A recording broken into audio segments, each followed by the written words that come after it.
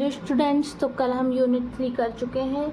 ये हम proficiency in English की यूनिट 4 स्टार्ट करने जा रहे हैं। कल हमारी यूनिट 3 पूरी कंप्लीट हो चुकी है और मैंने आपको कल एक वर्क भी दिया था जिसमें आपको इंटरनेट का फुल फॉर्म पूछा गया था। आप उसका कमेंट सेक्शन में रिप्लाई दें। मैं उसका नहीं बता रही हूँ आपको, अब आप ही देंगे वो मुझे कमेंट सेक्शन में। तो इसका हम यूनिट 4 का हम ब्लूप्रिंट देख लेते हैं। तो यूनिट 4 अपनी पूरी 8 मार्क्स की आती है। 2 क्वेश्चन आते हैं 2 मार्क्स के और 1 क्वेश्चन आता है 4 मार्क्स का। तो यूनिट 4 का नाम क्या है? राइटिंग। तो राइटिंग में आपको इसमें क्या क्या पूछा जा सकता है? इसमें नोटिस पूछा जाएगा आपको, लेटर और एप्लीकेशन, 3 चीज़ ज़रूर पूछी जाएंगी। पर 2 मार्क्स के हिसाब से हम कुछ थ्योरी क्वेश्चंस भी पढ़ लेते हैं। तो पहले हम इसके थ्योरी क्वेश्चन इस क्लास में कंप्लीट आज पूरे कर लेंगे और फिर नेक्स्ट क्लास में हम इसकी नोटिस समझेंगे, लेटर समझेंगे और एप्लीकेशन समझेंगे। तो ये हमारा छोटा ही टॉपिक है, बस इतना ही इसमें कुछ पढ़ना है इम्पॉर्टेंट। देन हम यूनिट 5 पर आ जाएंगे। तो यूनिट 4 हम स्टार्ट कर देते हैं। आज हम इसका थ्योरी वाला टॉपिक कंप्लीट कर देंगे, फिर बाकी नोटिस, एप्लीकेशन और लेटर नेक्स्ट वीडियो में हम तीनों को समझ लेंगे। तो फर्स्ट क्वेश्चन इसका है, what is writing skill? Writing skill क्या होती है? अब राइटिंग वाला चैप्टर है तो राइटिंग स्किल से तो क्वेश्चन आना ही है। It is an important skill which has fixed vocabulary, spellings and sentence pattern. It has to be developed. ये एक इम्पॉर्टेंट स्किल है जो कि फिक्स्ड वोकेबलरी, स्पेलिंग और सेंटेंस पैटर्न को फॉलो करती है। इट हैज़ बीइंग डेवलप, ये इन सब चीज़ों को डेवलप करती है। आई बात समझ में? नेक्स्ट टॉपिक पे आते हैं, characteristic of good handwriting. Good handwriting के क्या क्या मेन कैरेक्टरिस्टिक होते हैं? तो following are the main characteristic of good handwriting. नीचे दिए गए हैं कुछ गुड हैंड राइटिंग के कैरेक्टरिस्टिक्स। तो क्या क्या होते हैं? सिंप्लिसिटी। सिंप्लिसिटी एक अच्छी हैंड राइटिंग की एक गुण होता है। सिंप्लिसिटी हर ही चीज़ का मतलब एक अच्छा गुण माना जाता है। अगर आप राइटिंग को ज़्यादा ओवर राइटिंग करके लिखते हैं तो वो अच्छी नहीं लगती, सिंपल लिखते हैं तो वो अच्छी लगती है। सेकंड पॉइंट, डिस्टिंक्टनेस मतलब दूरी, हर एक वर्ड के बीच में दूरी और हर एक शब्द के बीच में दूरी बहुत ज़्यादा इम्पॉर्टेंट है एक अच्छी राइटिंग के लिए। प्रॉपर स्पेसिंग मतलब एक अच्छा स्पेस देना कि वर्ड के बीच में कितना स्पेस दिया जाता है और शब्द के बीच में कितना स्पेस दिया जाता है, ये बहुत ज़्यादा मायने लगता है। काय के मायने लगता है एक अच्छी हैंड राइटिंग के। प्रॉपर इन साइज़, साइज़ में हर एक वर्ड अच्छा होना चाहिए, प्रॉपर होना चाहिए। ये भी हमारी एक अच्छी हैंड राइटिंग का कैरेक्टरिस्टिक है। यूनिफॉर्मिटी मतलब लयबद्धता, जिसे हम बोल सकते हैं। अट्रैक्टिवनेस, एक राइटिंग में अच्छी अट्रैक्टिवनेस होना चाहिए। मतलब फर्स्ट लेटर किसी भी चीज़ का जो अपन स्टार्ट करते हैं, पैराग्राफ स्टार्ट करते हैं तो उसका फर्स्ट लेटर हमेशा कैपिटल होना चाहिए। और स्पीड बहुत ज़्यादा मायने लगती है। अगर आपकी राइटिंग कितनी ही अच्छी हो और आपकी स्पीड बहुत ही ज़्यादा कम हो तो वो मायने नहीं लगेगी। तो लिखने में आपकी स्पीड भी बहुत ज़्यादा मायने लगती है। तो ये हमारे कुछ हो गए गुड हैंड राइटिंग के characteristic. Following are the main characteristic of good handwriting: simplicity, distinctiveness, proper spacing, proper in size, uniformity, attractiveness और स्पीड। ये हमारे 7 गुण हो गए अच्छी राइटिंग के। Next point, method of teaching writing. Teaching writing के कुछ मेथड। तो टीचिंग राइटिंग के कुछ मेथड नीचे दिए गए हैं, ऐसे करके आप थ्योरी थोड़ी सी लिख सकते हैं अगर आप लिखना चाहें तो। और मैंने आपसे पहले भी बोला है कि थ्योरी ज़रूर लिखना चाहिए, अच्छे मार्क्स मिलते हैं।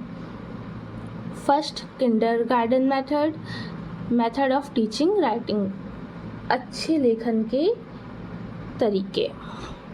किंडरगार्टन मेथड होता है Francis method, teaching strokes, teaching of circle, teaching of combining of stroke and circle, teaching of curve और teaching of combining strokes and curve.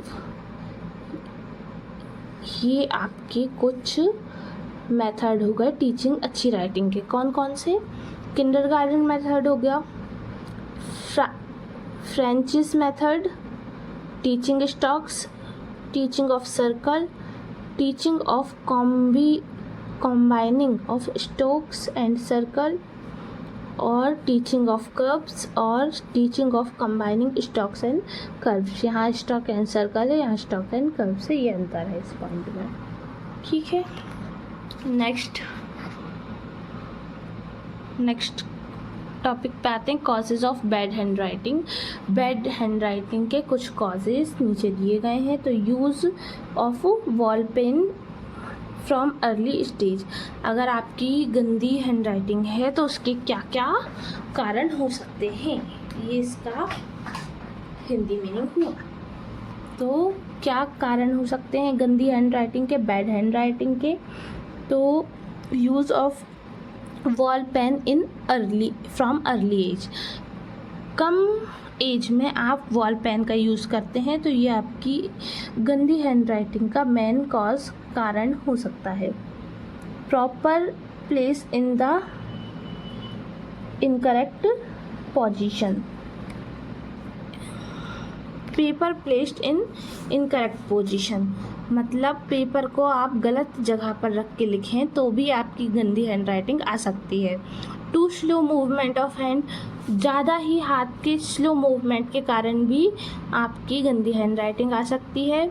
Bad quality of proper paper and ink, ये proper लिखा है, ये paper है। Bad quality of paper and ink, इसे सही कर लेना। फिर bad sitting posture of writing, आप गलत तरीके से बैठे हैं, मतलब हमेशा लिखने के लिए टेबल और कुर्सी पर ही बैठना चाहिए। कभी भी लिखने के लिए ऐसा नहीं है कि पलंग पे सो कर लिख रहे हैं। तो अगर आप ऐसे सो कर लिखते हैं तो आपकी हैंडराइटिंग गंदी आएगी। तो एक अच्छी हैंडराइटिंग के लिए सबसे ज़्यादा इम्पॉर्टेंट है अच्छे से टेबल कुर्सी पर बैठकर ही लिखना। Physical defect in the student, कोई स्टूडेंट की अगर फिज़िकल डिसेबिलिटीज़ हैं तो वो भी, उसकी राइटिंग भी गंदी हो सकती है। Lack of practice in writing, आपकी कम प्रैक्टिस, राइटिंग के लिए कम प्रैक्टिस के कारण भी आपकी गंदी राइटिंग हो सकती है। पुअर हैंडराइटिंग ऑफ टीचर, अगर टीचर की ही गंदी हैंडराइटिंग है तो आपकी भी हो सकती है। एक मेन रीज़न ये भी है कि अगर टीचर की गंदी है हैंडराइटिंग तो आपकी भी गंदी हो सकती है। तो ये हमारे कुछ 8 कॉजेज़ हो गए, बहुत इजी हैं, आप पढ़ के ही समझ जाएंगे, स्क्रीनशॉट और ले लीजिए। अब हम नेक्स्ट टॉपिक पे आते हैं, क्या है type of composition and their teaching. Type of composition and their teaching, there are 2 type of composition. Composition 2 type के होते हैं, एक ओरल होता है और एक रिटन होता है। There are 2 type of each, और इनमें भी 2 अलग अलग टाइप के होते हैं। फर्स्ट कौन सा होता है, गाइडेड, और सेकंड होता है free. This can be show by the following diagram, जो कि आपको नीचे दिए गए डायग्राम में दिखाया जाएगा। सबसे पहले तो composition, type of composition and their teaching. तो टाइप ऑफ कंपोजिशन 2 होते हैं, एक होता है ओरल और दूसरा होता है रिटन। और फिर इनके भी 2 कंपोजिशन होते हैं, एक होता है गाइड और एक होता है फ्री, जो कि अपन आगे देखेंगे। ये डायग्राम है, कंपोजिशन होते हैं, कंपोजिशन 2 टाइप के होते हैं, एक ओरल होता है और एक फ्री होता है। फिर ओरल के भी 2 होते हैं और फ्री के भी 2 होते हैं। ओरल के 2 कौन कौन से होते हैं? तो ओरल के 2 होते हैं डेड और फ्री, डेड और फ्री। और फ्री के कौन कौन से होते हैं? गाइडेड और फ्री, गाइडेड एंड फ्री। तो ये हमारी यूनिट 4 यहाँ पर कंप्लीट हो गई। यूनिट 4 का नाम क्या है? राइटिंग। तो यूनिट 4 हमारी थ्योरेटिकली कंप्लीट हो गई है। अब मैं इसमें कुछ ग्रामर वाले क्वेश्चंस करने हैं। कौन कौन से? एप्लीकेशन पढ़ना है इसमें हमें। एप्लीकेशन के बाद हम इसमें पढ़ेंगे लेटर। क्या क्या पढ़ेंगे? यहाँ पर लिख लेते हैं। एप्लीकेशन पढ़ेंगे,